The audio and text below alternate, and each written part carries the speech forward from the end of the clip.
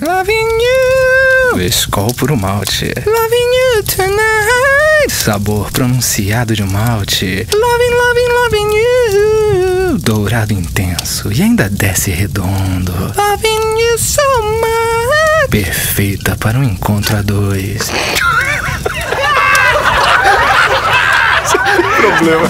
Um olhar mais atento percebe. Puro malte já tinha. Loving you. Só faltava uma pro churras. Se beber, não dirija.